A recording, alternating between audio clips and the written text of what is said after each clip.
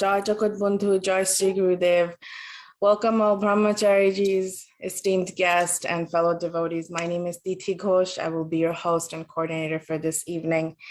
On behalf of the Mahanam Sampradaya, Mahanam Shabak Shango, Mahanam Angun Kolkata, I welcome you to the program celebrating the 150th Advent year of ShriShri Prabhu Jagatbandhu. Tonight's program, we're going to focus and pay special attention to one of his most ardent devotees, Dr. Mahanambrata Brahmachari, whom we have all been affected with by his love, his compassion, his devotion, his patience, his zest for life, for knowledge. And it is something that he passes on to all of his devotees, all of his disciples, and it's for future generation.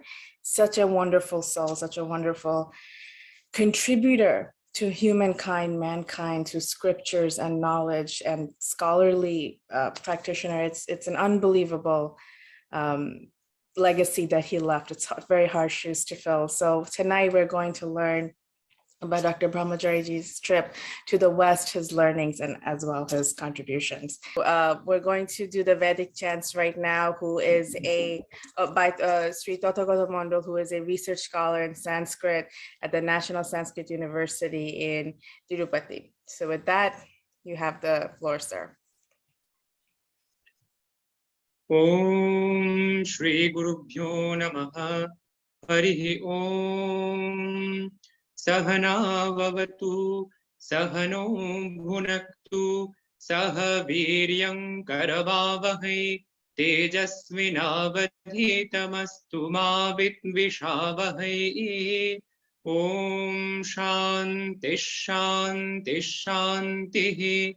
Om Bhadrang Karne Vishnuyama Devaha Bhadrang Pashyemakshabhiryajatraha Sthirairangai Stuštubhagum Sastvanubhihi Vyashema Devahitayadayuhu Swasti na Indro Vriddhashravaha Swasti na Pusha Vishvavedaha Swasti na Starksho Varishtanemihi Swasti no Brihaspatir Dadhatu.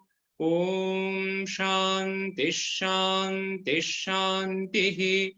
Om Yaschandasam Rishabho Vishvarupaha Chandobhyo Dhyamritaat Sambabhuva Samendro Medhaya Asprinotu Amritasya Devadharano Bhuyasam Shariram me Vicharshanam Jihva me Madhumattama Karna Abhyam Bhuri Vishrubam Brahmana Koshosi Medhaya Pihitaha Shrutam me Gopaya.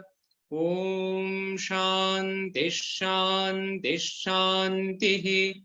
Om Purnamadah Purnamidam Purnat Purnamudachyate Purnasya Purnamadaya Purnamevavashishyate. Om Shanti Shanti Shanti.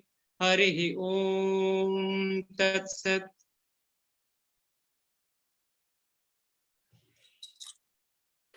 Jai Jagatbandhu, Jai Sri Gurudev. Thank you. Thank you so much for doing the Vedic chant for us. You know, they say that when you do these mantras, your pronunciation, your tone, the rhythm that you take, it really does put your body and mind at ease to make everything aligned so that the next step that we're about to do, to learn, to study, to do whatever our karma fall is, it is that much better when you start off with the correct Vedic chants and the correct spirituality mode. So thank you. We appreciate your devotion and sharing that with us. So with that, I'm going to pass over the stage to Sri Jyotirmoy Guha, who is the Assistant Secretary of Mahanam Sampradaya in India. And he's going to give... Devattam has joined, so I think we can start the opening song. Okay. So in that case, we're going to shift again. We're going to have our opening song, opening kirtan by Bandhu Gopi Das, who is an intimate devotee. And again, a very associated member with the Mahanambrata Sampradaya from India. So with that, I'm going to pass over to Dais to him. After that, we're going to go to Sri Joytrimay Guha, who will give a small presentation or small introduction to Thomas Merton. জয় জগৎবন্ধু। আজিকে তোমারে পুজিব নাথ, ভিক্ষার ঝুলি করিব খালি। আজিকে তোমারে পুজিব নাথ, ভিক্ষার ঝুলি করিব খালি। আমার বলিতে যা কিছু তোমার দুয়ারে দিব গো ঢালি। আমার বলিতে যা কিছু আমার তোমার দুয়ারে দিব গো ঢালি। আজকে তোমারে পুজিব নাথ, ভিক্ষার ঝুলি করিব খালি। কোটি জনমের বেদনা পুঞ্জ,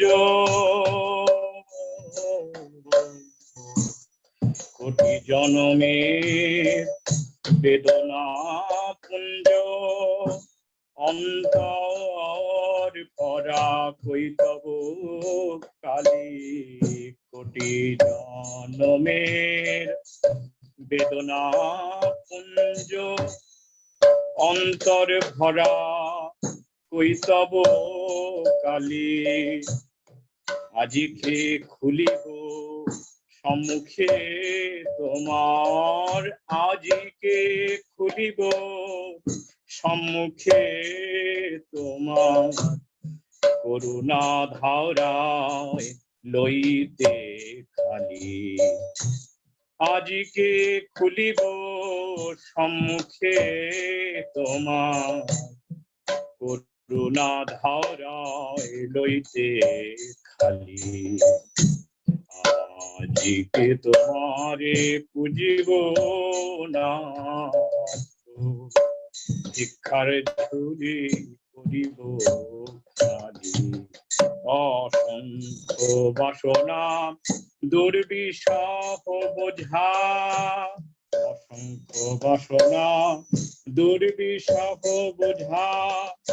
পাদপীঠ তলে দিব গো ঢালি। অসংখ্য বাসনা দুর্বিষহ বোঝা, পাদপীঠ তলে দিব গো ঢালি। প্রেম পারিজাত কুসুম চন্দনে, প্রেম পারিজাত প্রীতি চন্দনে। সাজায় আনিব হৃদয় ডালি। প্রেম পারিজাত প্রীতি চন্দনে, সাজায় আনিব হৃদয় ডালি। আজিকে তোমায় পুজিব নাথ, ভিক্ষার ঝুলি করিব খালি। স্নেহ সুবাসিত পঞ্চভাবময়, স্নেহ সুবাসিত পঞ্চভাবময়। পঞ্চদীপ মালা দিব হে জালি।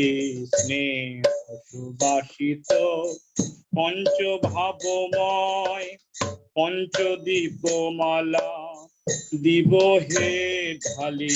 বন্ধু বন্ধু বলি আপনা ভুলিব বন্ধু বন্ধু বলি আপনা ভুলিয়ে নাচিব কুন্দিব দিব করতালি বন্ধু বন্ধু বলি আপনা ভুলিয়ে বন্ধু বন্ধু বলি আপনা ভুলিয়ে নাচিব কুন্দিব দিব করতালি বন্ধু বন্ধু বলি আপনা ভুলিয়ে নাচিব কুন্দিব দিব করতালি আজকে তোমায় পুজিব হে নাথ ভিক্ষারে ঝুলি করিব খালি। My heartier pranam to all the devotees. Joy Jagatbandhu. Jai Jagatbandhu, Jai Sri Gurudev. We thank you, Bandhu Gopidas. That was wonderful. I was supposed to mention that he will be contributing to the only Bengali portion of today's program, as the rest of the portion will be in English. But thank you so much for your spirituality. Thank you for sharing that with us. We are forever humbled. Thank you. We're now going to move on to the next portion of our program, which will be an introduction on Thomas Marton, a man who shared a very special spiritual connection, spiritual bond with Dr. Mahanambrata Brahmachari. In fact, Thomas Marton has said that he is who he is because of the influences of Dr. Brahmachari. That's this lecture, or this little presentation will be provided by Sri Jyotirmay Guha, who is the Assistant Secretary of Mahanambrata in India. After that, we're going to go over to your favorite and mine. Indulekha Guha will present the main feature of tonight, which is Dr. Mahanambrataji's travel to the West. So Indu, please be ready. And with that, go uncle. Thank you, Tithi. So today, the lecture is named as Thomas Marton Memorial Lecture. Now, why Thomas Marton? When we are talking about Mahanambrata Brahmachari, Tithi has already told you a little bit about it. And in the main lecture, Indulekha Guha, of course, will be touching a lot about the connection between Thomas Marton and Dr. Mahanambrata Brahmachari. But I still, would like to just remember when Dr. Mahanambrata Brahmachari left this mortal world, in the New York Times obituary, there was an article on him. I still remember. And there, it was mentioned while in the, as the main heading, Mahanambrata I don't exactly remember it, but it was like that. Dr. Mahanambrata Brahmachari is no more. One who provided early inspiration to the Trappist monk Thomas Marton. So in the US, that means many of the people who are, of course, not Mahanambrata Brahmachari's disciple or from the Mahanam sect, they know him, especially the Americans, the US citizens. They know Dr. Mahanambrata Brahmachari more through his connections with Thomas Marton. Now, who is Thomas Marton? He is a famous Trappist monk.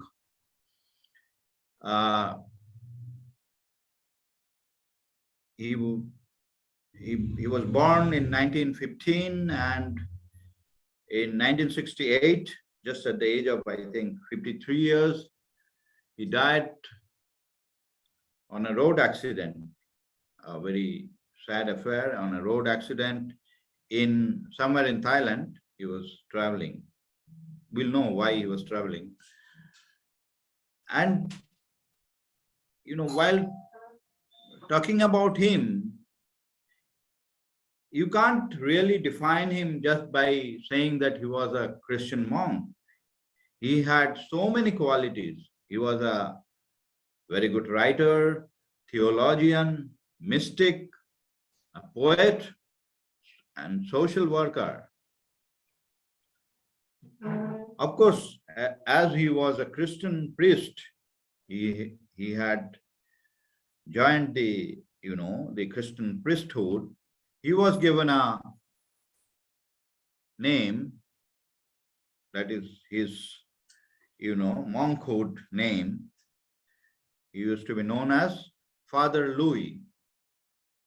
And he was a member of the Abbey of Gethsemane, which is in Kentucky. And in this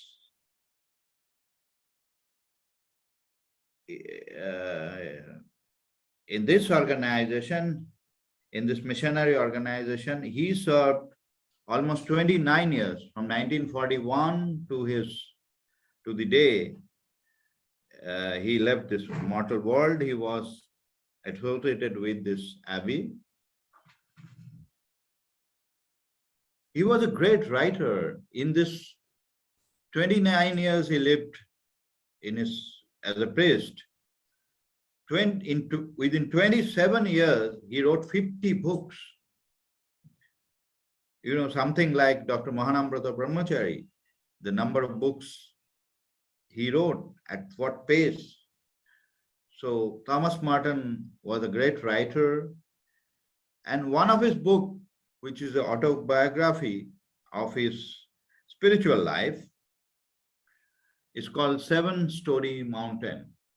And this was, on the bestseller list in USA for a number of years. Many people, even war veterans from Vietnam, students, very young teenagers aspiring to become a monk or to accept the spiritual life, they got a lot of inspiration from this book. In this book, Thomas Marton mentions quite a number of times his interaction with Dr. Mahanambrata Brahmachari.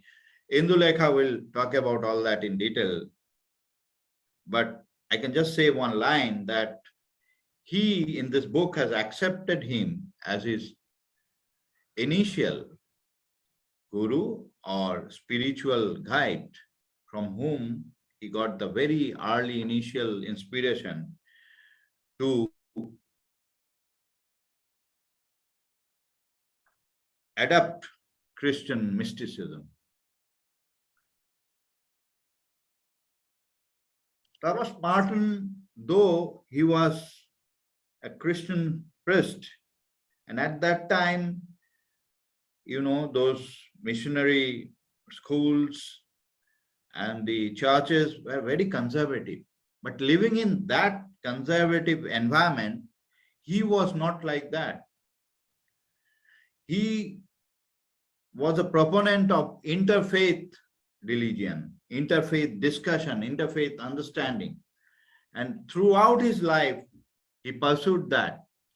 He had a lot of connections especially with of course, we know about Dr. Mahanambrata Brahmachari, but other Oriental philosophers and religious leaders. He had a very good connection with Dalai Lama and famous Japanese philosopher and writer, Dr. D.T. Suzuki, a lot of Thai, Vietnamese, and Chinese, monks and philosophers.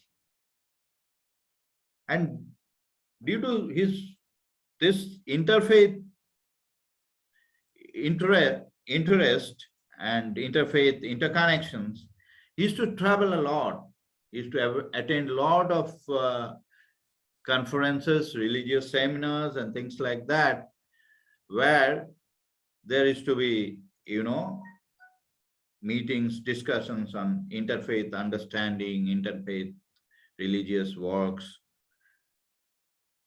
The basic idea of bringing all the religions together to one platform, which was the basic idea with which the Second Parliament of Religion, the name was rechanged into World Fellowship of Faiths. So that was the basic idea of having the Second Parliament of Religion, where Dr. Mahanambrata Brahmachari attended. And that idea, I think somehow it went into people like Thomas Marton and other students of Columbia University. He studied in Columbia University, and Dr. Mahanambrata Brahmachari used to come there, and they used to have a lot of interactions there. I told he wrote about 50 books. Many of these books were on Oriental philosophy and Oriental religions like Jain Buddhism, Taoism, Confucianism, etc.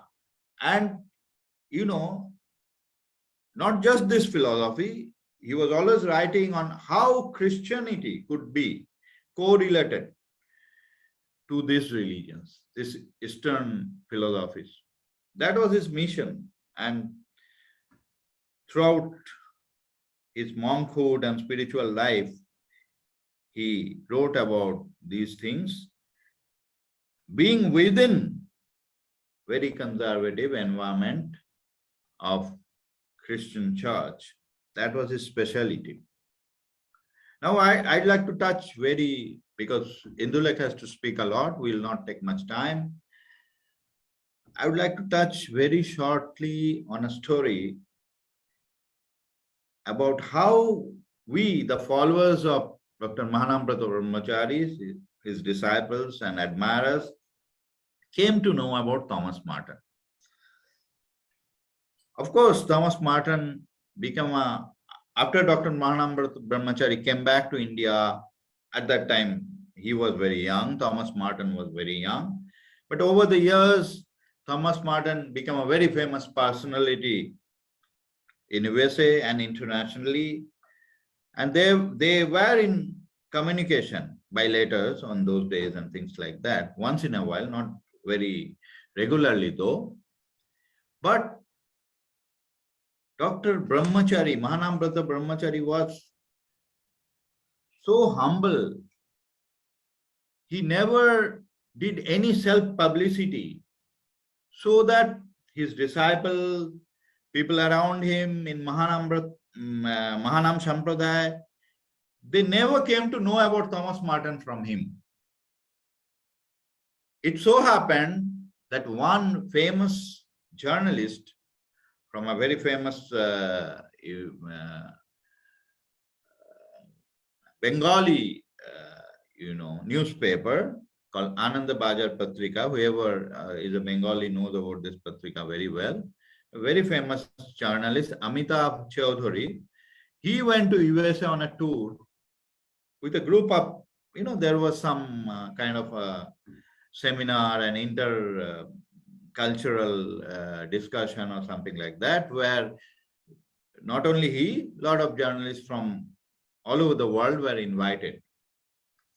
And they were taken to Kentucky, to Thomas Marton's hermitage, where they met Thomas Marton. And they were very impressed by his talk and his works, social works, his writings, his libraries, and things like that. And when they were in discussion with him, suddenly Thomas Marton told, "You look, me, Thomas Marton, who is my initial inspiration into the spiritual world? Is one very humble gentleman from Calcutta called Dr. Mahanambrata Brahmachari." And he gave his address also. And Amitabh Chaudhary, being a journalist from Calcutta, he felt so shameful that he didn't know Dr. Mahanambrata Brahmachari. So when he returned to Calcutta, he, in Ananda Bajar Patrika, wrote about this story. And after reading that story, Dr. Mahanambrata Brahmachari went to the office of Ananda Bajar Patrika and met this gentleman.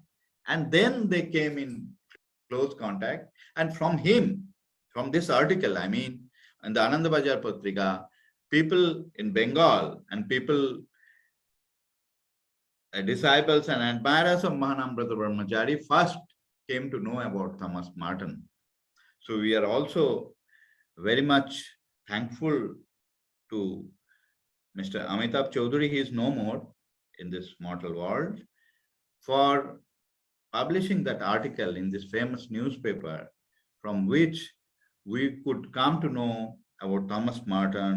And then, of course, by inquiry from Gurudev, Dr. Mahanambrata Brahmachari, and reading the books and things like that, we collected a lot of details about Thomas Marton. So we are very thankful to Amitabh Chaudhary also, the famous journalist. With that, I will conclude my short introduction and would request Tithi to continue further.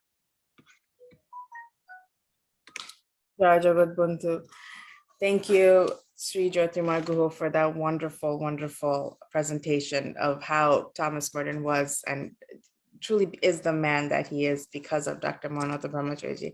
I would agree with you that, great souls, they are not singular minded, right? You cannot be great. You cannot be a Jnani yogi if you only learn one thing. You have to know about other contexts as well to provide you that spiritual understanding. So I hope that after this, at least we are inspired to learn more, that we are inspired to have that context and understanding in our life. Thank you. With that, I'm going to go back to our initial plan to have the Vedic chants. I do believe Sri Tathagata Mandal is in the meeting with us right now, if I'm not mistaken. Is that correct? Is he still with us in the room? Yeah, he's there, Tathagata. Yeah. Would he like to do the Vedic chants? Yeah, let's have that. Yes. Yeah, I think that would be great. So with that, thank you. With that, we're going to go on to the main feature of tonight.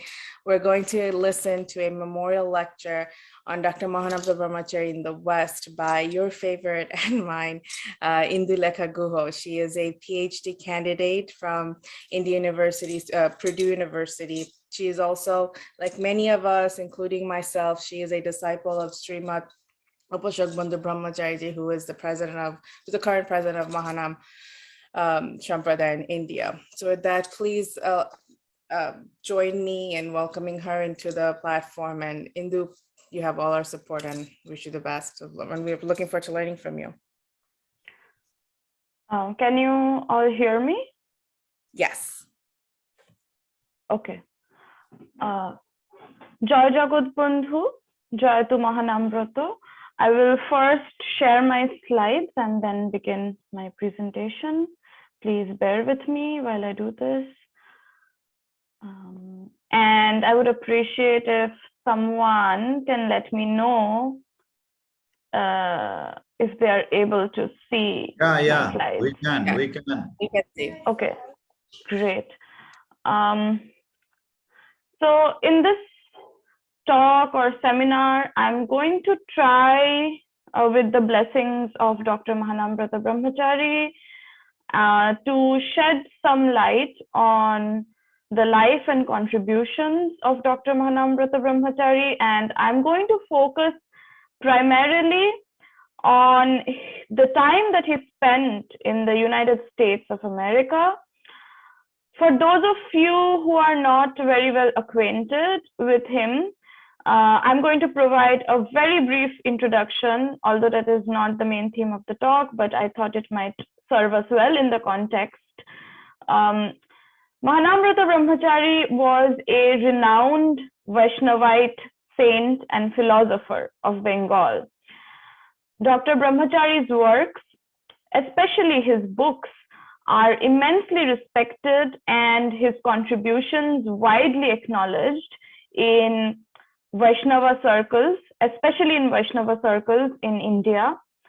Although his core contributions remain in the niche area of Gaudiya Vaishnavism, also known as the Bengal school of Neo-Vaishnavism, as propagated by Mahaprabhu Sri Krishna Chaitanya, the entire coverage of his works is astonishingly expansive. His books cover several other areas of Hindu philosophy and religious thought. Just as a sort of an example, his books Ved Vedanta and its second part, Ved Vichintan, are authoritative and assimilative interpretations of Vedic thought. His book Chandi Chinta is widely used as both an introductory text on tantric philosophy and for those who want to have a deeper understanding of the Saptashati Chandi. He has also written essays on various branches of Indian philosophical thought, social order, modern education system and its reforms.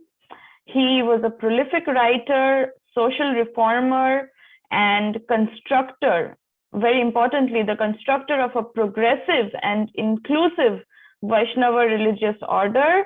One of the main contributors in the construction of this religious order, known as the Mahanam Sampradaya, order of Mahanam, of which we are all a part, and which now has prominent presence all over India and in many other countries as well. This is a photograph of Dr. Mahanambrata Brahmachari, aged 29 years, while he was touring the United States. He was born Bankim Chandra Dasgupta in modern-day Bangladesh in the year 1904. At a very young age, he became an ascetic, a monk, renouncing family life. He was initiated in the spiritual tradition of the Mahanam Sampradaya by its founder, Acharya, Shripad Mahendraji. Mahanam Sampradaya worships Prabhu Jagatbandhu as the Godhead, the Supreme Godhead, and the reincarnation of Lord Krishna and Lord Gauranga, Chaitanya Mahaprabhu. Mahanambrata ji henceforth completed his education while resident at the monastery, the principal monastery of Mahanam Sampradaya, also known as an ashram, in Faridpur, present-day Bangladesh. He completed his undergraduate studies and then obtained his master's, first in Sanskrit and then in philosophy from the University of Calcutta, all the while living the life of an ascetic monk. In Sanskrit, he obtained a first-class first degree and was thus awarded a gold medal from his university. And I especially mention this because this is going to be relevant in our story of his travel to the United States. While he was appearing for his final examination for his master's in philosophy, he was summoned by his spiritual mentor, his guru, Shripad Mahendraji, who wanted to send him to Chicago in the United States. And the reason for this was to attend the Second World Parliament of Religions, from which Mahanam Sampradaya had received an invitation. Even though it was a lesser known sect of Hinduism, Shripad Mahendraji was overjoyed after receiving the invitation, because this meant that Mahanam Sampradaya would now get a world stage to propagate the message of Prabhu Jagatbandhu. So he wanted to send Mahanambrata ji, who was at that time aged 29 years, to the Second World Parliament of Religions, and this time around it was called the World Fellowship of Faith. This was the year 1933. Exactly 40 years earlier, in 1893, the firebrand Hindu Vedantist monk Swami Vivekananda had attended the First World Parliament of Religions, and he had taken the Western world by storm with his incisive intellect and his powerful oratory. And now Mahanambrata ji was to attend the World Fellowship of Faith and expose the Western world to the message of Prabhu Jagatbandhu. Mahanambrata ji's journey to the United States after this was nothing short of a pure act of faith. He did not have sufficient funds to travel beyond the port of Bombay in India. And remember how I mentioned the gold medal that he obtained after getting a first degree in Sanskrit, in master's in Calcutta University. It was this university gold medal that he had to pawn to get enough money to purchase a ticket on a ship from Mumbai till Venice. In those days, you had to travel by ship, and it took like 3-4 months to travel from India to the United States. So the first leg of the journey from Mumbai to Venice, he traveled on a ship as a deck passenger because he did not have enough funds to afford anything better. And just for context, in those days, a deck passenger was someone for whom the ship was not responsible to provide either food or a berth. So he had to spend his time traveling on the deck of the ship, and he had to prepare his own food. Anyway, after arriving in Europe, it seemed that there was no way of going any further. All his funds were exhausted, and while roaming the streets of Venice, wondering just how to proceed further, roaming aimlessly, it was by chance that Mahanambrata ji came across an office of the travel agents Thomas Cook and Company. He entered the office and found there, waiting for him, a money order of rupees 450. In those days, 450 rupees were quite a bit of money, and it would help a lot in funding the rest of his journey from Venice to the port of New York. And this was quite fortuitous because the Mahanam Sampradaya, the order of monks that he belonged to, was at that time a very small order. They were not rich. They were in fact extremely poor, and they did not have enough money to even fund Mahanambrata ji's journey from Faridpur, modern day Bangladesh, to Mumbai even. So he was not expecting any money to be sent from India. And interestingly enough, the source of the money order was anonymous. So it seemed to Mahanambrata ji like an act of God. This money was enough to see him through a passage on a ship from Venice to New York as a third-class passenger. But new problems arose when he came to the port in order to purchase his ticket and in order to obtain the permit to travel to the United States. He had fallen short of the $100 security deposit that the United States immigration demanded from any foreign national entering the US during those times. This was supposed to be a proof of financial support, of security, that in case anything happened to a foreign national while staying in the United States government would not have to take financial responsibility, that the person was capable of floating himself or herself in the case of an emergency. But Brahmachari ji did not have that $100 security money. In fact, what he had was closer to $20. So when he went to speak to the ship officials, the immigration officials regarding this, they flatly denied him passage the morning that he reached the port, unless he could deposit the $100 with the shipping company. This devastated him, and he did not know what to do next. All day he puzzled over how to overcome this seemingly insurmountable hurdle. And he returned again to the office of the shipping company with the where the immigration officials were also housed in the evening.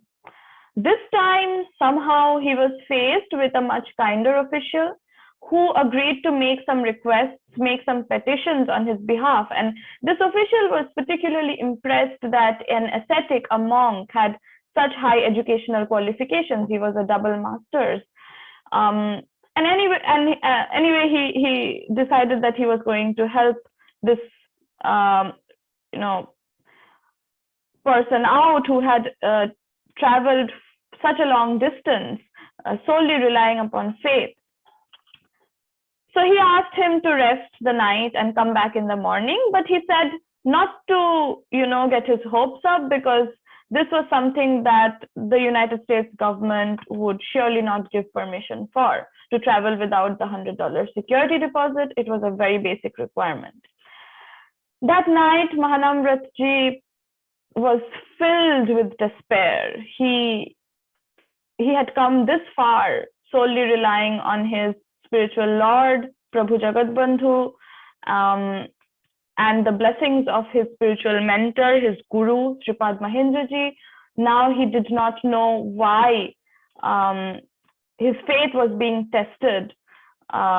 He had given up hope, and he lay awake all night, and in the early hours of the morning, he fell into a slumber, and Mahanambrata had a vision of Prabhu Jagatbandhu. In that dream, Prabhu reassured him that all would be well, that he should not waver from his faith. In the morning, when he went back to the offices of the immigration official, he heard this incredibly good news that he had somehow received permission to travel without showing the security funds, and thus, overjoyed and profusely thanking the grace of God, he traveled from Europe towards New York. After 3 months, he arrived at New York, and from there on a bus, he came to Chicago. This was the fall of 1933, and Chicago was in the later stages of the celebration of the World's Fair, the Century of Progress World's Fair. And Mahanambrata did not have any acquaintances in Chicago. He didn't know anyone. And he really didn't know where to go to begin with.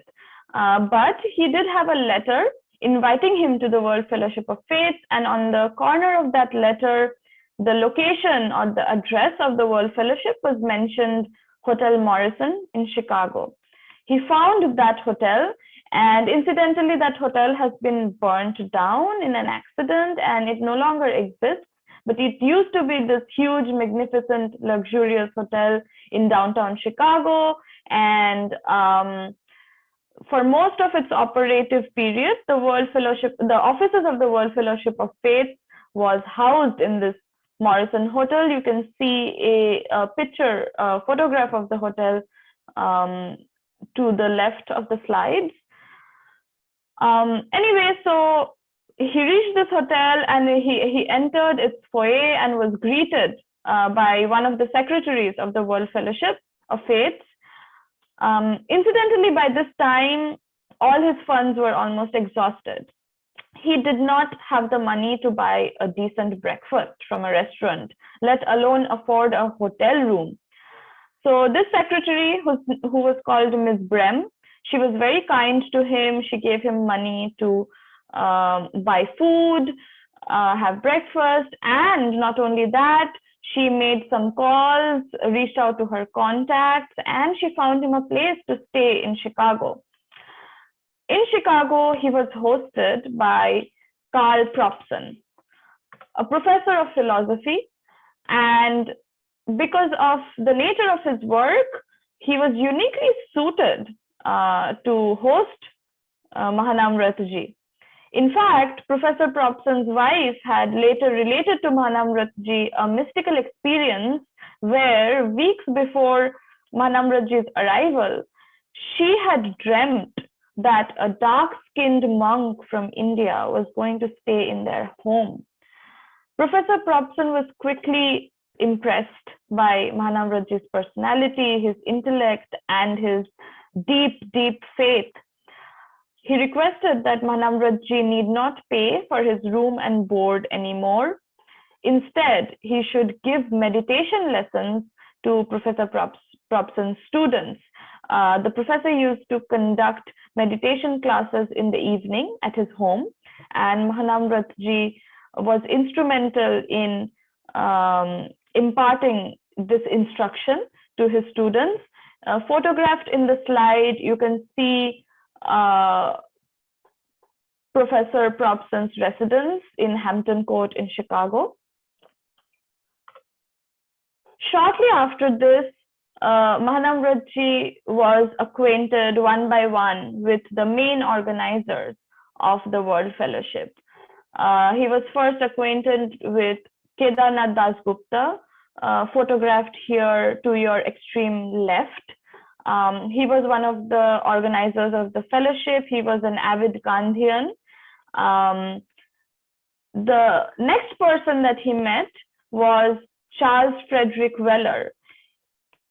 Weller was, in short, the mastermind of the operations of the World Fellowship in Chicago.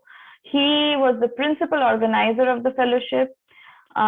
He was an executive president, and he took such a huge liking to Mahanambrata, especially after he heard the story of his travels from India to US, how he had traveled, his struggles, his complete reliance on his faith, on his Lord. Weller was deeply, deeply impressed. And not only this, he invited Brahmachari to stay at his home, meet his wife, Mrs. Weller, Mrs. Eugenia Weller, who incidentally was a master's in Sanskrit as well. And in their first meeting, Mrs. Weller greeted Brahmachari with a quotation, a shlok from Abhigyana Shakuntalam, which is a classic Sanskrit text by the renowned playwright and poet Kalidasa. So, you know, with Charles Weller's well wishes and blessings, Brahmachari wanted to start off with the work that he had come to do in the US, in the World Fellowship. But unfortunately, Charles Weller informed him that he had made quite a bit of a delay in arriving for the fellowship. The fellowship was running from June to October. And by the time Brahmachari had arrived in the US, it was already September. So there weren't that many addresses left to give. But still, Mr. Weller said that he would be happy to facilitate Brahmachari to speak in 4 lectures. There were still 4 major gatherings of the fellowship left during the September-October time, and he would be happy to have Brahmachari speak in those 4 sessions. And the first lecture that Brahmachari gave in the World Fellowship was on October 2nd, 1933. This was the birthday of Mahatma Gandhi. And in his honor, the subject of the lecture was ahimsa, or non-violence, which was one of Gandhi's major principles and philosophy. And right before the lecture, Charles Weller introduced Mahanambrata in a very unique way. So earlier, Weller had spoken to Mahanambrata regarding the meaning of the Indian greeting namaste or namaskar, where you join your hands together in front of you and you greet the person that you meet. So Weller was very curious about the meaning of this form of greeting, and Mahanambrata explained to Weller that in this way you do not greet the person in front of you like when you shake hands with them, but you greet the soul of the person.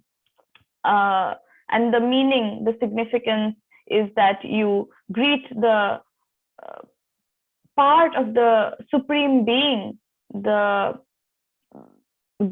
part of the Godhead which resides inside you as your soul, right? So Weller used this form of greeting in this session of the World Fellowship, and he requested the audience members to greet Mahanambrata in this fashion, where they would put their hands together in front of them and they would all repeat after him, "With head and heart, I salute the God in you." Thus introduced, Mahanambrata went on to speak about ahimsa, about Mahatma Gandhi, about the principles of nonviolence deeply, deeply embedded in the Vaishnava traditions of the Bengal school of Hinduism, about Nityananda, about Chaitanya Mahaprabhu, and of course about his spiritual Lord and Savior, ShriShri Prabhu Jagatbandhu. So after the first lecture, Mahanambrata gave 3 more lectures. The first lecture, so these 4 lectures in total were later consolidated and published in the form of a book, which any of you who are interested might read. The book is still in publication. It is published by Mahanambrata Cultural and Welfare Trust, and I would urge all of you to, it's a very, it's a short book just consisting of 4 lectures and a part from Mahanambrata's dissertation. I would urge all of you to get this book and read it. It consists of the 4 lectures of that he delivered. The theme of the first lecture was ahimsa or nonviolence, as I mentioned. The second lecture was on Mahatma Gandhi and universal brotherhood. The third lecture was on, the third and fourth lectures were actually way more niche, way more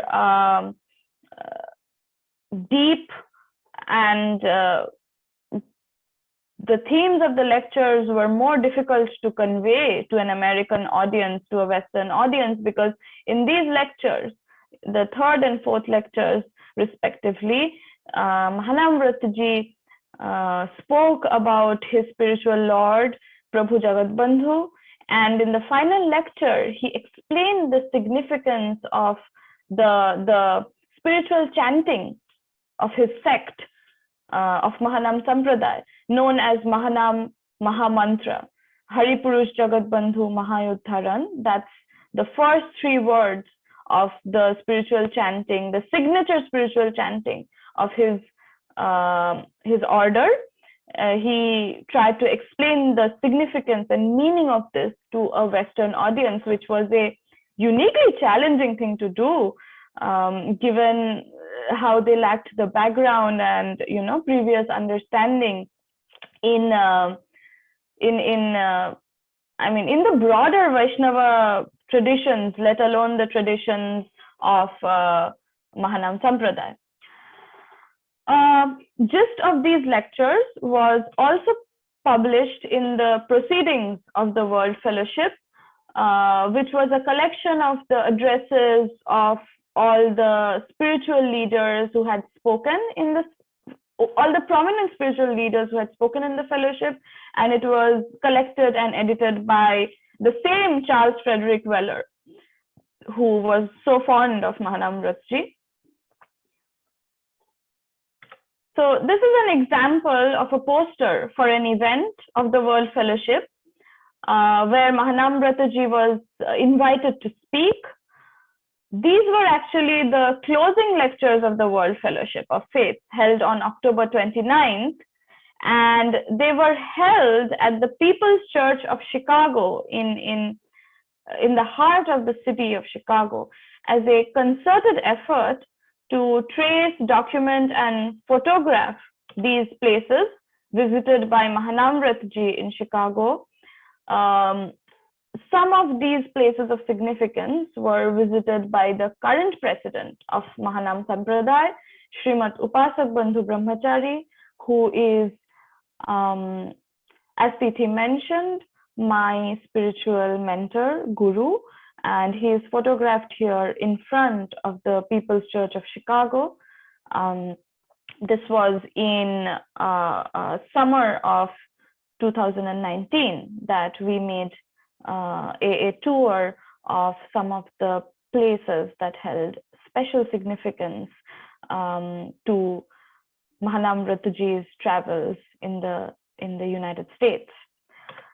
This is the auditorium, which housed over 1,000 seats, and the lectures were presided by Dr. Preston Bradley, who was a renowned religious figure in Chicago during those times. He was the pastor and the leader of the People's Church of Chicago. Mahanambrataji's lecture in this particular gathering was titled Gandhi and Universal Brotherhood. This is a photograph of the stage, the pulpit of the auditorium. And in this event, he spoke alongside John Dewey, who was at that time one of America's leading political philosophers. Mahanambrataji had never addressed a public gathering before in his life. His speeches were completely extemporaneous. He never prepared or wrote down his speeches, and they were completely spontaneous. But by the grace of Lord Jagatbandhu, by the grace of his spiritual mentor, Sripad Mahendraji, his addresses in the World Fellowship were a roaring success. This is a sort of an opinion piece that was published right after his first address, where, as you can see, it is mentioned that he delivered a very masterful and unusual address at a great meeting of our World Fellowship of Faiths on October 2nd. The Western audience was like deeply impressed, not just by his wisdom and his erudition, but by his compassion, by his understanding, by the way he explained things, and also, very, very importantly, his story. His story was a huge attraction to them, of how he traveled thousands of miles from India to the US to deliver the message of Prabhu Jagatbandhu. So, you know, including his struggles, his deep spiritual faith, his appearance, the way he dressed, the way he spoke, and of course, his great insight into both Indian and Occidental philosophy and religion just made him, for the Western audience, like a total package. He was irresistible to them. Wherever he went, wherever he spoke, he drew great crowds. During his stay in Chicago, Mahanambrataji celebrated the birth anniversary of his spiritual lord, Prabhu Jagatbandhu, in Chicago's expansive Lincoln Park for the first time. Every year since then, he actually celebrated Prabhu Jagatbandhu's birth anniversary, Advent anniversary, and more than 100 guests were invited in these celebrations. This is a photograph from a newspaper clipping. These were the celebrations on the occasion of Prabhu Jagatbandhu's birth anniversary, as organized by Mahanambrataji, covered by the local newspaper in Canton, New York in 1938. Throughout his stay in the United States, Mahanambrataji never lost touch with his roots. He always stayed very humbly. He conducted himself in the manner that he had learned in his monastic order. He always wore homespun khadar, which is a white homespun cloth in the tradition of Mahatma Gandhi, and it was also the uniform of his monastic order. And not only that, he was also making a political statement with this, because at that time in the 1930s, India was under British Raj. So whenever he was asked about his clothes, about why he did not wear the usual Western garments, his reply was that this was a protest against British imperialism in India. And he he never let go of all the practices and rituals of his monastic order. He used to enjoy, he used to delight in taking meditative walks along the shores of Lake Michigan in Chicago, where he sung praises of Lord Jagatbandhu in the form of kirtan, accompanied by a pair of cymbals. He always consumed vegetarian meals wherever he went, whichever houses he was a guest in. It was always made sure from before that he would be served vegetarian meals. On occasion, he cooked for the entire household wherever he was a guest. And this is how he conducted himself when he was staying in the United States. Mahanambrata ji eventually enrolled as a graduate student in the University of Chicago. Here, one of the prominent gates of the university is photographed, and he obtained a doctorate, a PhD in philosophy from the University of Chicago in the year 1937. How this came to be is a really interesting story. So here, photographed here is the main campus, the main grounds of the university. Mahanambrata ji had come to the US on a visitor's visa, which allowed him to stay in the US for only 3 months. However, soon after the last lectures of the World Fellowship were over, the organizers, especially Charles Weller, wanted Mahanambrata ji to stay in the United States much longer so that he could work as a representative of the fellowship and spread their message of universal religious harmony across the United States. His wisdom, his intellect, his skillful oratory were such valuable assets to the fellowship that did not want to let him go. But to extend his legal stay in the US, there was only one way, which was to change his visa status from a visitor's visa to a student visa. And this was made possible only if he enrolled in an American university as a student. So he already had a master's in Sanskrit and philosophy, and this made him the perfect candidate to obtain a doctorate in philosophy or in religious studies. And thus, through the concerted efforts of Charles Weller and the deans of the University of Chicago, who were surprisingly supportive of his scholarship there, he enrolled as a student in the university. And you can see here photographed on the slide the hall of the Divinity School of Chicago. In summer of 1935, Mahanambrata ji enrolled as a doctoral student in the University of Chicago's School of Divinity on a scholarship. And although the School of Divinity offered scholarships only to students who were studying Christianity, they made an exception for Mahanambrata ji. And this was particularly generous of the university authorities, and also, like almost every incident in so far we have observed during the progression of his stay in the United States, quite fortuitous and miraculous, because we have to consider the economic state of the US during that time. The US economy was in the early stages of the Great Depression back then, and funding for higher education was very limited. In Mahanambrata ji's own words, neither did the faculty entertain the slightest hope that a Hindu monk who was in the habit of draping yellow prayer shawl in their university classes would become a convert to Christianity.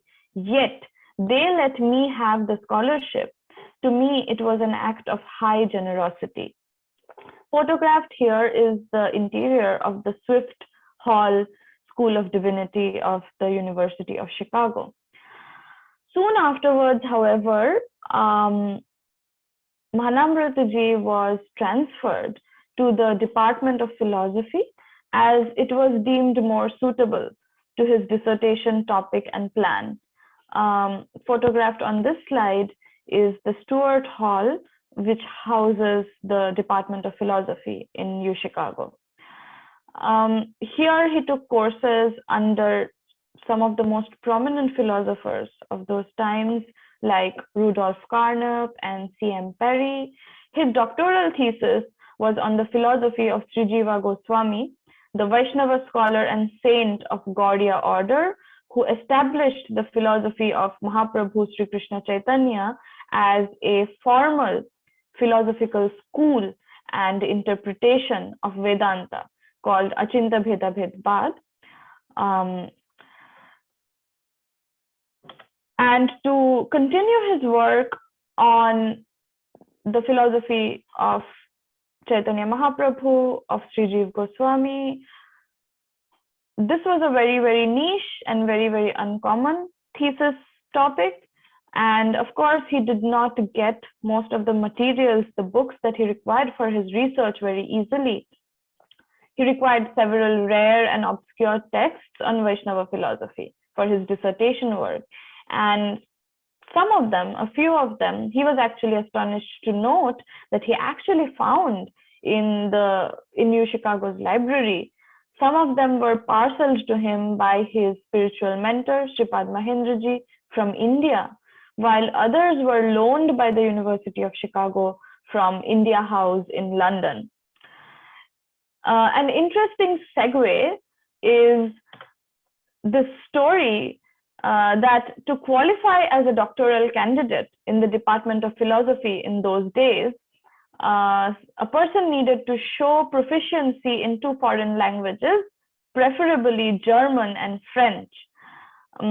This was so that the scholar was able to study the work of philosophers in those languages in original form. And of course, initially, Mahanambrata did not have a grasp of German and French, and it was requested that Sanskrit be considered in lieu of German. But you can see here, photographed here, a letter from his would-be academic advisor, Professor Charles Morris, saying that he could not substitute Sanskrit for German, and he had to appear for qualifying examinations in both of the 2 languages, German and Sanskrit.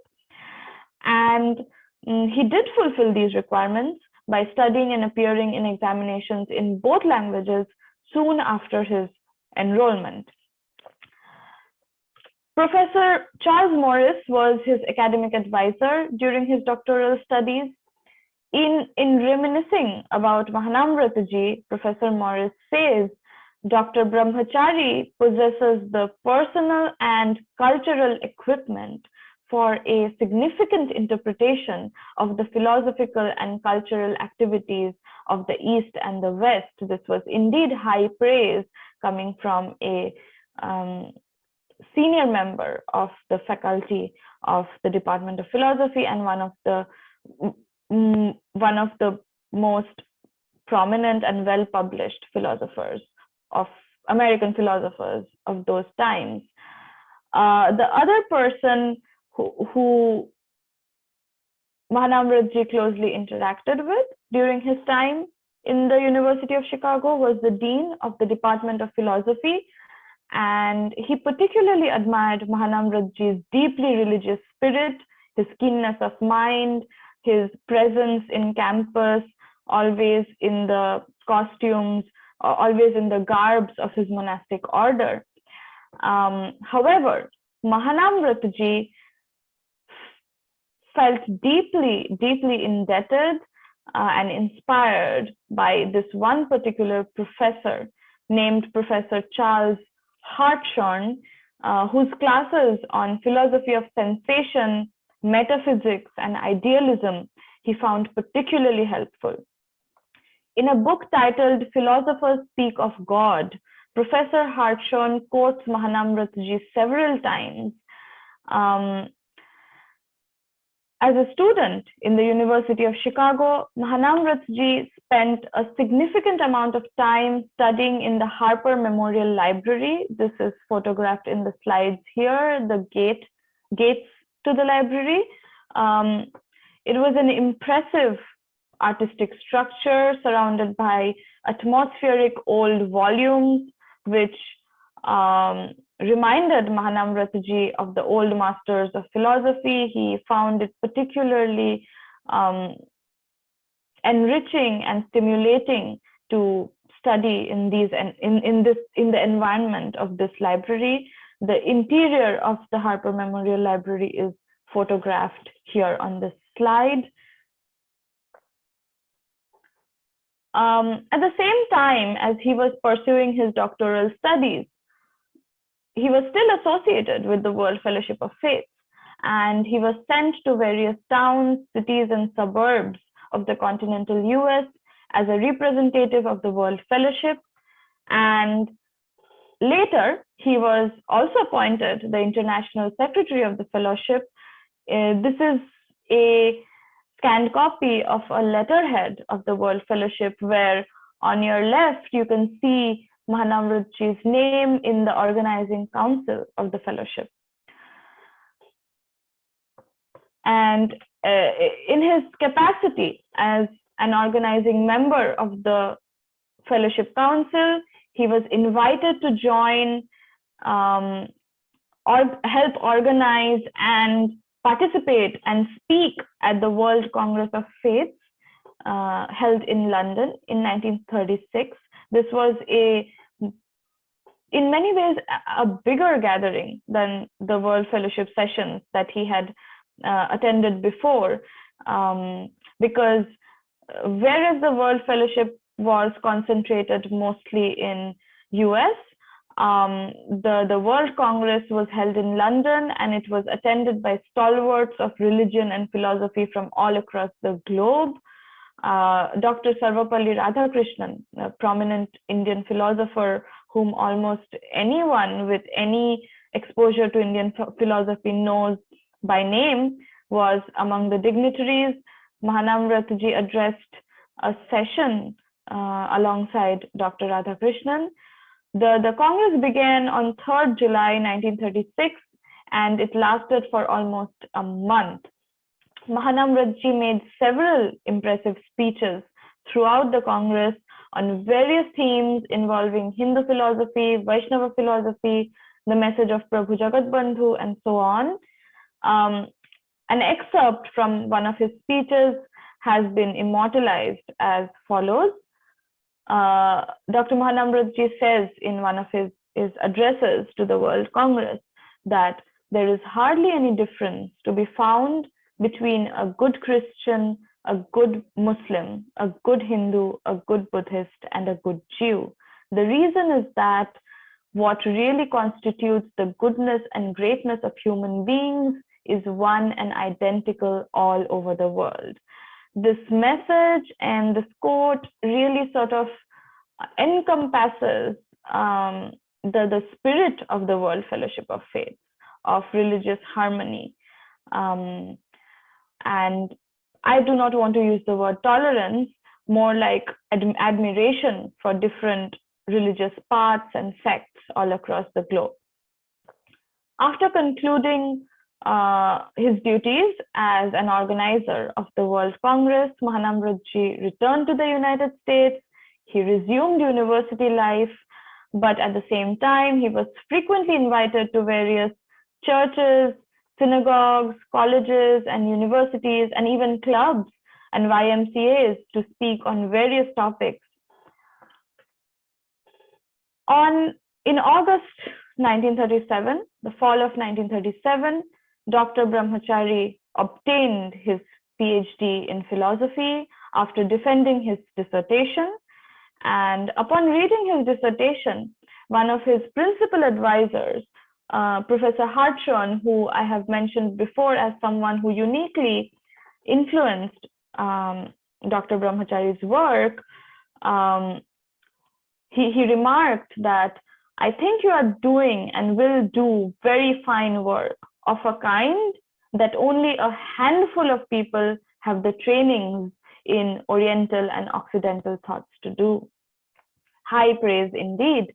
And we must remember that Professor Hartshorne was in a unique position to judge Dr. Brahmachari's thesis, as this work fell under the purview of metaphysics, and Professor Hartshorne was during that time one of the leading scholars of metaphysics in the United States.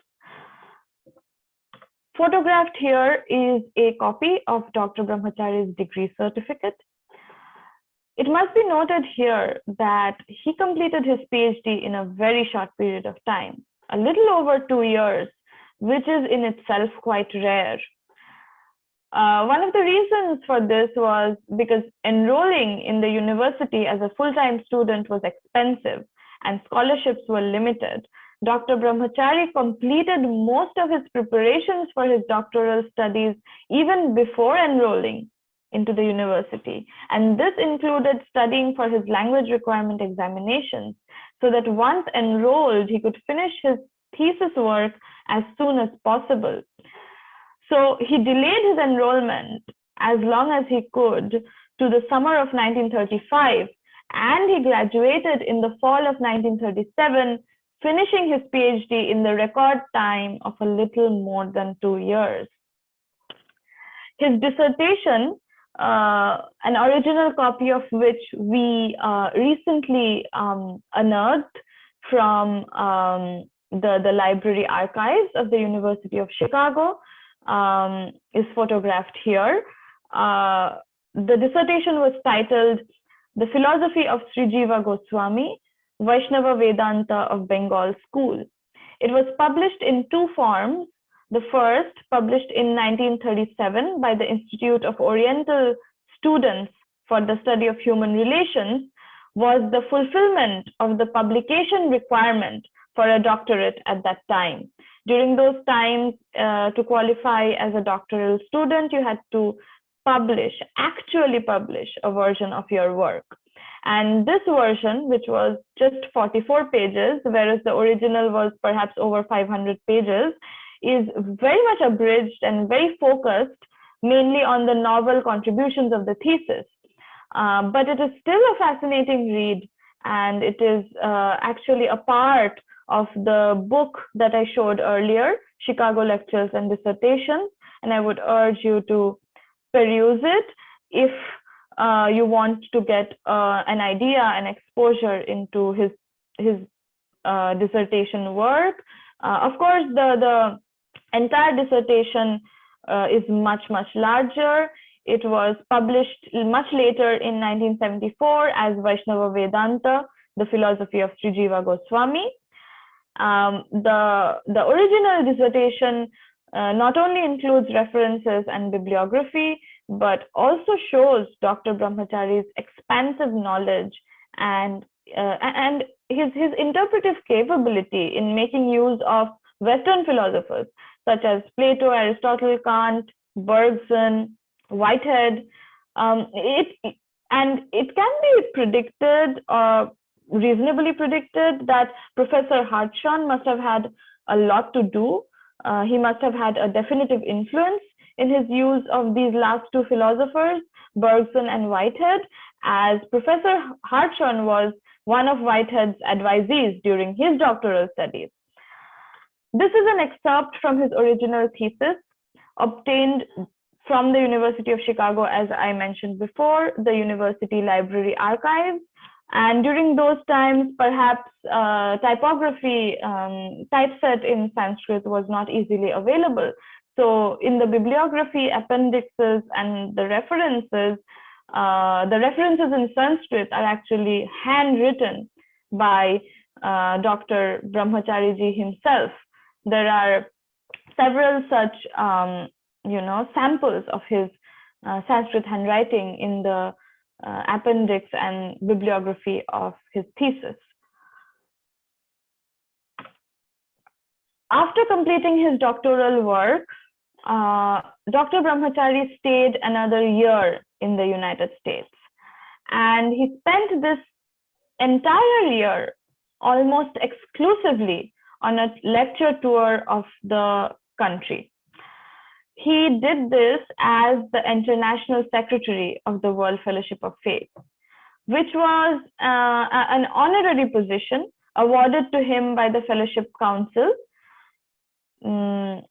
This was a non-remunerative position, which meant that he could not be paid for it. And this was because the US immigration authorities would only allow him to stay for a further year if those conditions of not being paid for the work that he was doing was fulfilled.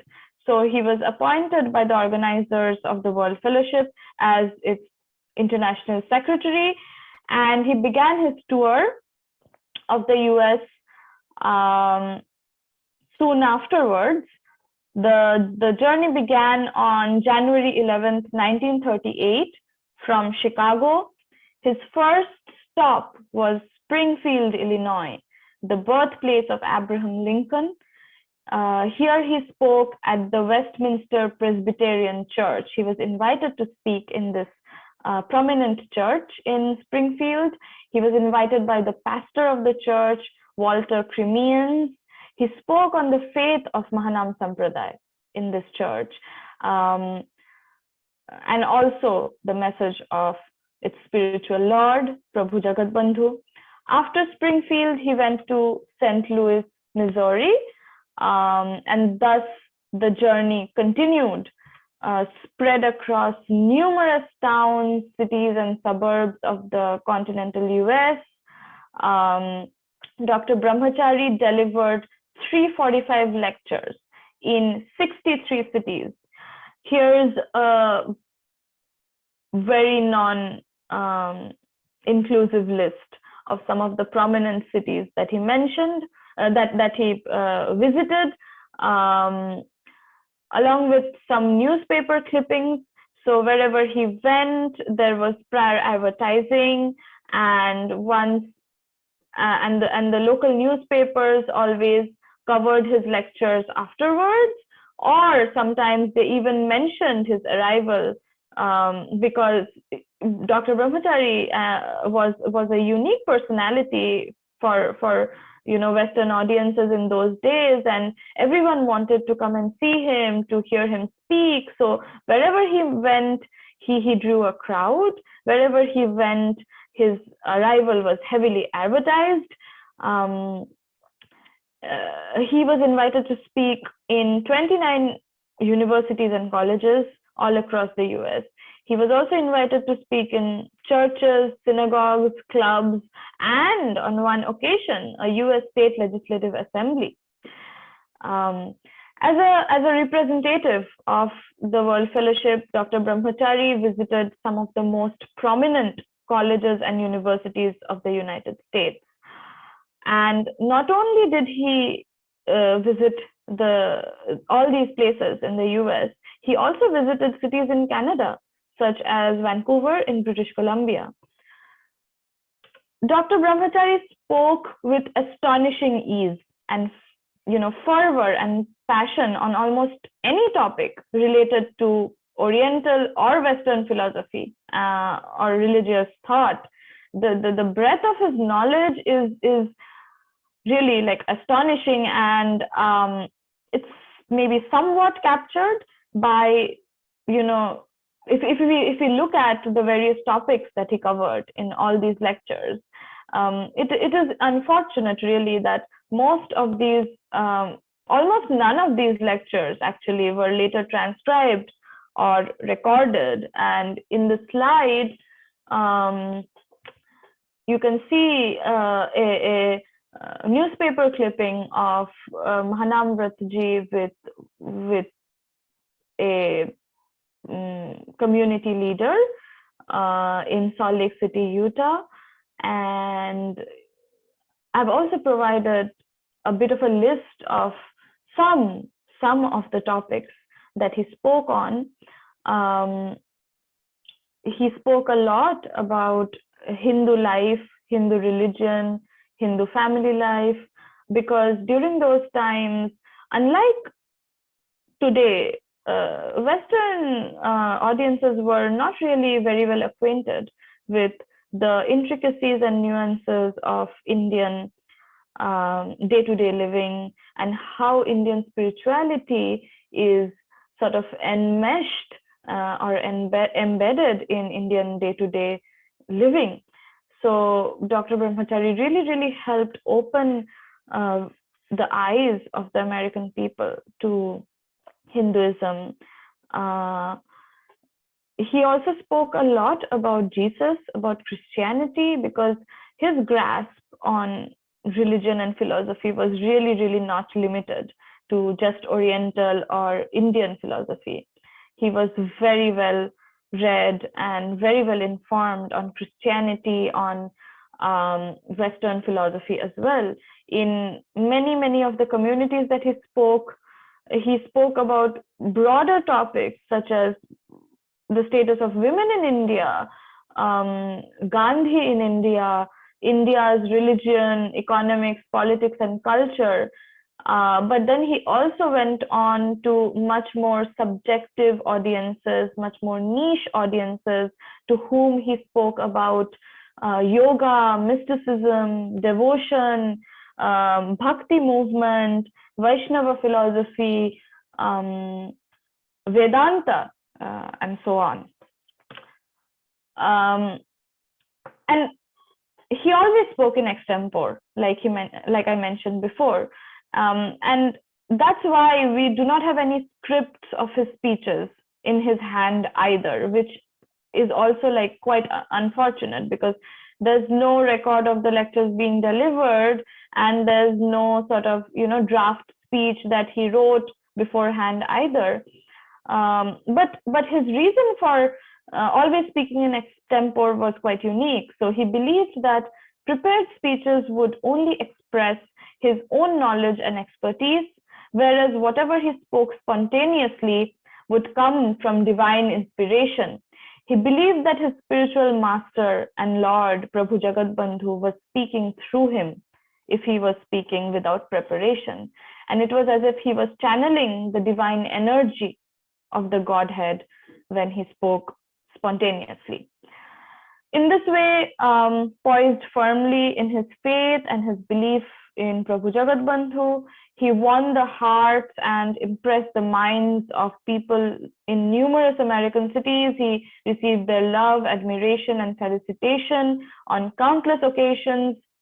This is a letter of appreciation written to him by Reverend John Haynes Holmes, a notable religious leader and the minister of the Community Church of New York. But these lectures were not always easy to navigate. Not everyone was liberal or open-minded. On countless occasions, Dr. Brahmachari had to face difficult and sometimes downright derogatory questions on Indian society, the place of women in Hinduism, various Hindu gods and goddesses, their symbolism, idolatry, superstitions, and Hindu religious practices.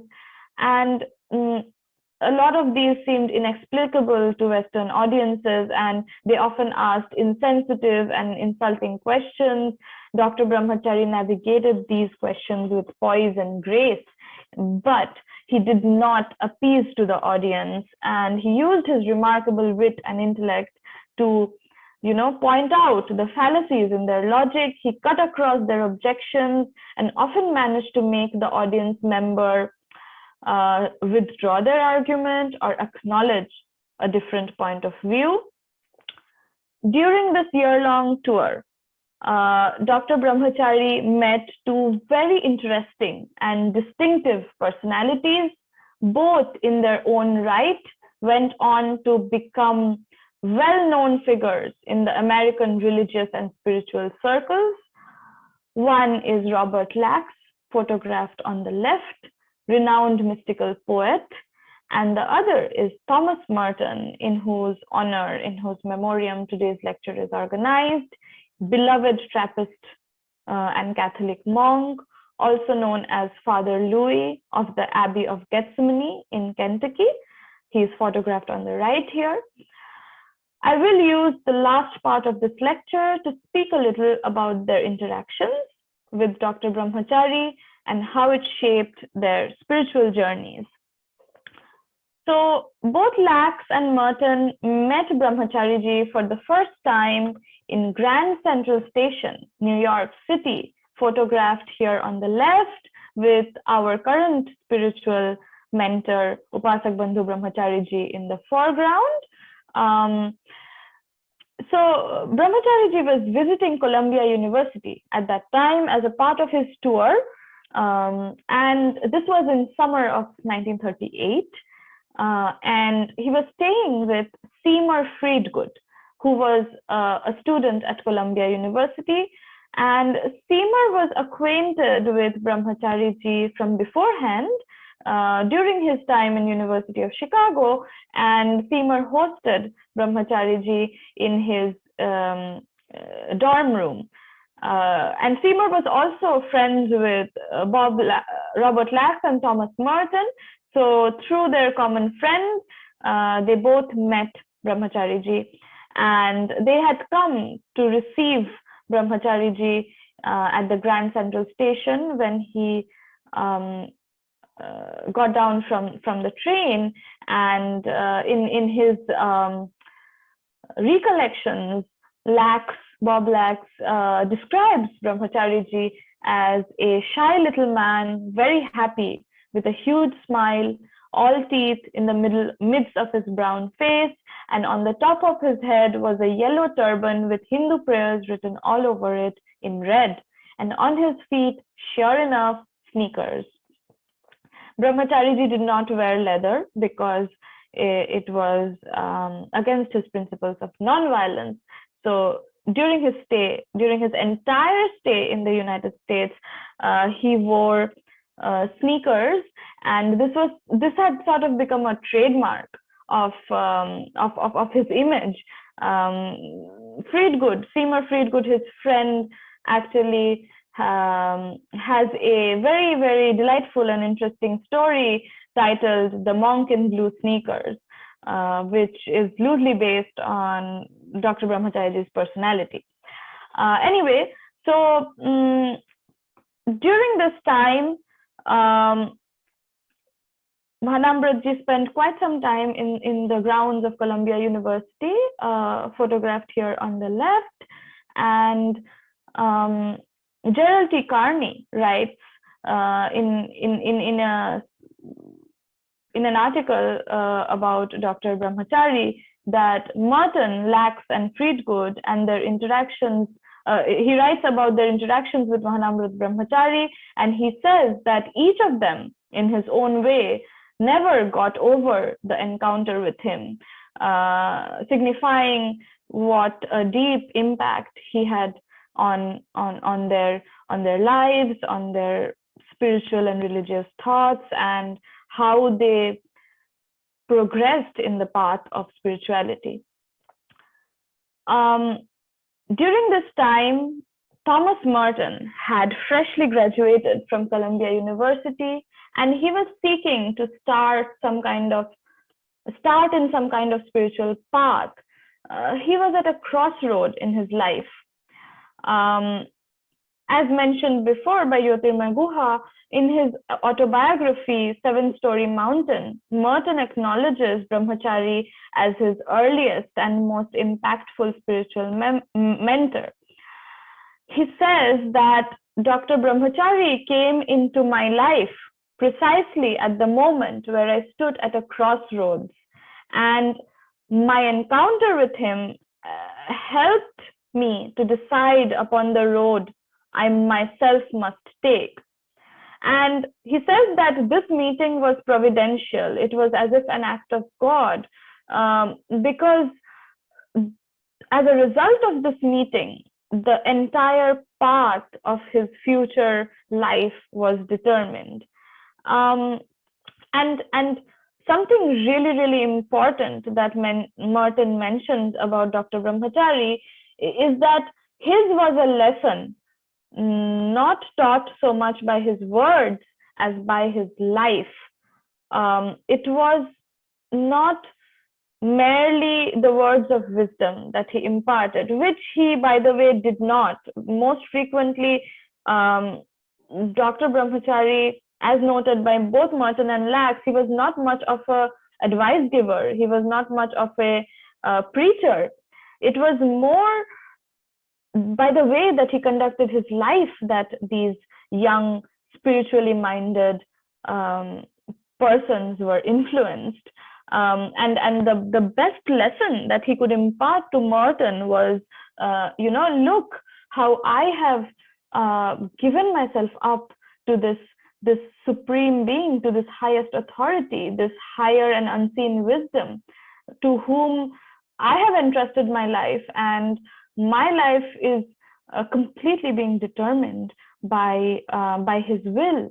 And if I can live my life like this, so can you. So, Marton says that if you, he taught me that if you can abandon the illusory securities of everyday material existence, and just like give yourself up to a supreme will, you will find freedom and peace in that will.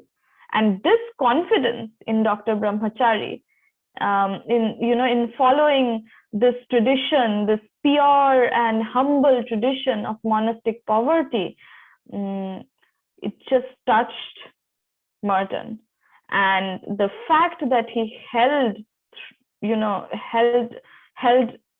strongly to and adhered strongly to this way of living throughout his stay in the United States, it just made Marton and Lax believe that this was something that was actually possible. Here was a person who was actually embodying,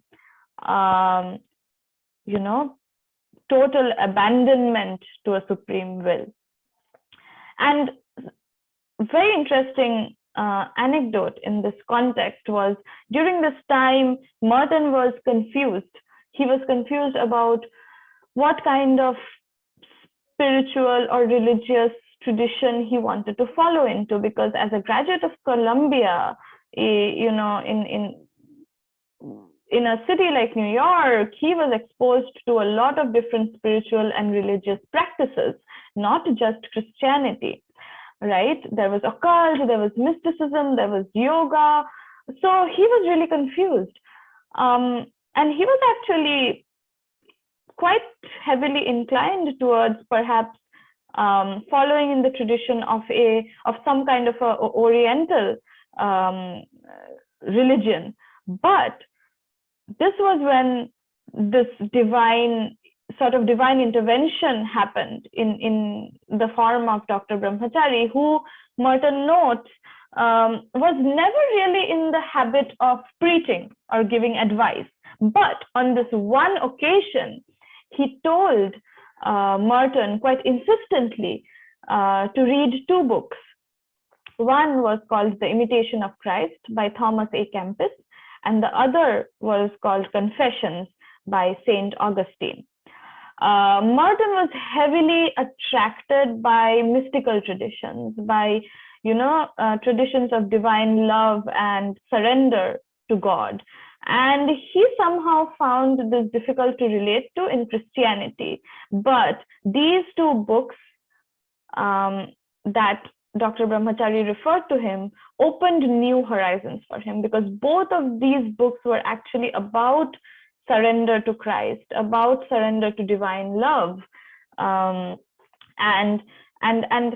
Marton understood that even within the confines of Catholicism, he could find that deep mystic love in worship that he was looking for. So he says in his book, Seven Story Mountain, that how fortuitous, how ironic that I was directed towards following Christianity and Catholicism by none other than a Hindu monk. He's really blown over by how his life plays out in this way.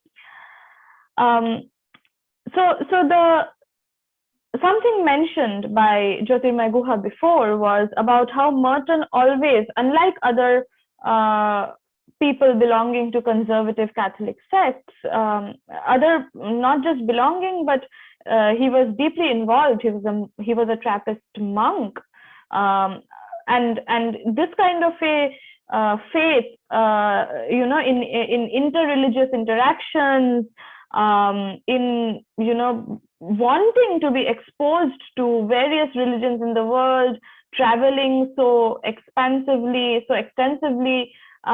It was a very unusual behavior for a Trappist Catholic monk, but it can be quite, it makes sense for Marton because of the way he was directed into the Catholic tradition by none other than a Hindu monk. So it makes sense that Marton had so much faith in assimilation of different religious thoughts. And Marton says that, of course, I was personally benefited a lot by my interaction with Dr. Brahmachari, but it also showed me that East and West must meet. And it is not just the chance encounter between two people from the East and West, but it has to be human exchange at a much larger level. And that is, this assimilation between Eastern and Western religious thought is the only way that the world can achieve, unity. So it makes sense how Marton always had faith in interreligious interactions because of the way he was initiated to follow a religious path. Brahmachari ji shared a dorm room in Fernand Hall in Columbia University, which is photographed to the right here. And he shared this room with Seymour Friedgood, who I mentioned before, who was actually a much older friend of Brahmachari, and also with Robert Lax, who later on became famous as a mystical poet in the United States. And Lax was also influenced by Brahmachari ji quite a bit, but the influence was of a very different nature. He was influenced more by Brahmachari ji's personality, his poise, rather than his ideas, his intellect or wisdom, or his understanding of religion and philosophy. Lax says in his recollections about Dr. Brahmachari that I feel sure that what held me about him was not so much his ideas, because I clearly don't remember too many of those, but his personality and the kind of civilization, the kind of planet he came from. Lax says that to us it appeared as if Brahmachari ji came from an entirely different world, a world of faith, a world of devotion. And Lax says that I always knew that such a world must exist somewhere, but I just didn't know, I didn't have any concrete proof until Brahmachari ji arrived in our lives as a representative of this world. And Lax goes on to recount this unique incident that he witnessed, which I think directed him more towards mysticism, where one night in the courtyards of Columbia University, he witnessed Brahmachari ji dancing and playing a pair of brass cymbals and singing and dancing and offering prayers to his God. He says that Brahmachari danced on the playing field at Columbia, a beautiful circling dance, mostly off the ground. He accompanied himself as he whirled with small brass cymbals he'd brought with him. Friedgood, who wasn't easily impressed by anything and went out of his way not to be impressed, was completely carried away by this. This is a photograph of Long Beach in Long Island, New York. Here, Brahmachari ji stayed for several days at a time at Seymour Friedgood's home. Friedgood later chronicles an astonishing story regarding Brahmachari ji, titled Grandma and the Hindu Monk. In this story, he recounts how his old and senile grandmother, who was deeply suspicious of strangers and especially strangers of a different faith than Christianity, she overcame her superstitions and became devoted to Brahmachariji and became convinced that Brahmachari was a holy man of the highest order. And her belief was inspired and strengthened by this miraculous incident that she witnessed one morning when Brahmachariji was meditating in his room in the early hours of the morning, and Grandma Friedgood just happened to peek through the window of his room and witnessed Brahmachari in a deep, transful, meditative state, levitating a couple of inches above the bed on which he was supposed to be sitting.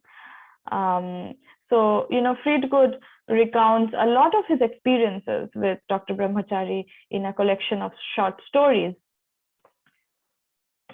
During his 5 years, 8 months stay in the United States, Dr. Mahanambrata Brahmachari shaped Western understanding and attitudes towards Hindu religion and philosophy. He made unique scholarly contributions towards the exposition and preservation of unique aspects of Indian philosophical thought through his dissertation work.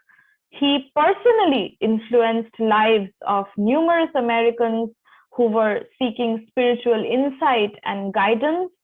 He was fondly remembered for his graceful personality, his sharp intellect, and compassionate understanding of diverse and conflicting opinions.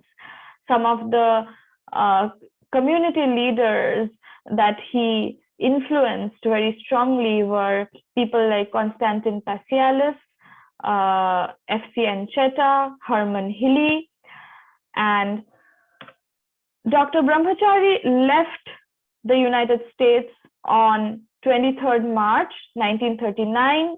Upon his demise in 1999, the New York Times did an obituary in memoriam of his life and contributions. At the end, I would like to acknowledge the gracious blessings of my Gurudev, Srimati Jagatbandhu Brahmachari, the current president of Mahanam Sampradaya. I would like to thank the organizers of this event, Mahanam Sevak Sangha, for this opportunity. I end here seeking the blessings of Dr. Mahanambrata Brahmachari and our spiritual Lord and Savior, Prabhu Jagatbandhu. I will end my speech with a quote from Dr. Brahmachari's speech in the World Fellowship of Faiths. The whole world, our family, the sky, our canopy, nature, our bed, earth, our world mother, all beings brother, Hari Purush Jagatbandhu over our head. Thank you.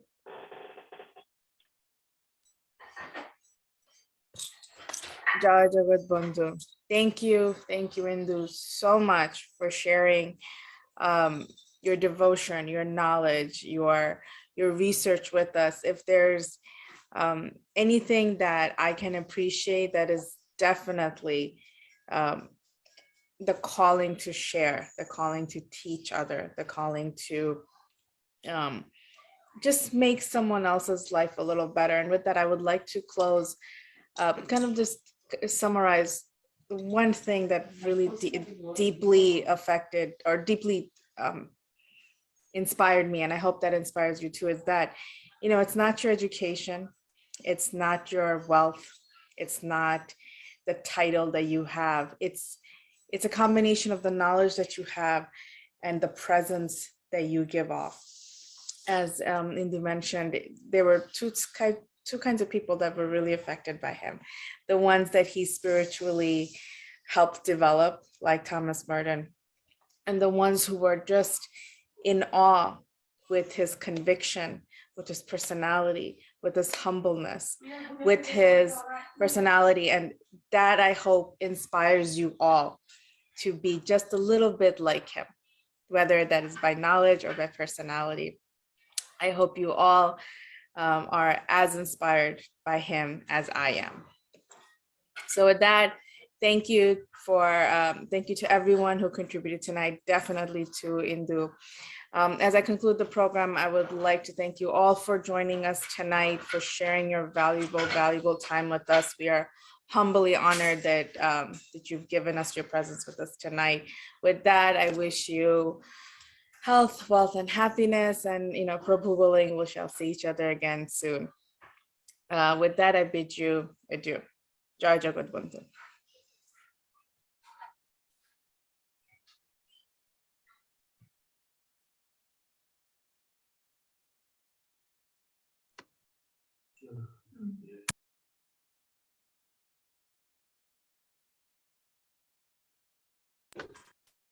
Jai Jagatbandhu. So, thanking everyone who joined our program in Zoom and Facebook. We conclude our program here today. And like every week, next Sunday, there'll be definitely program of discourses, Bhagavati Katha, Kathai Krishna Katha. We request everyone to join. In the usual time, I think 5:30 Indian time, 5:30 in the evening next Sunday. With that, we are ending our program. Thank you all. Jai Jagatbandhu, Jai tu Mahanambrata.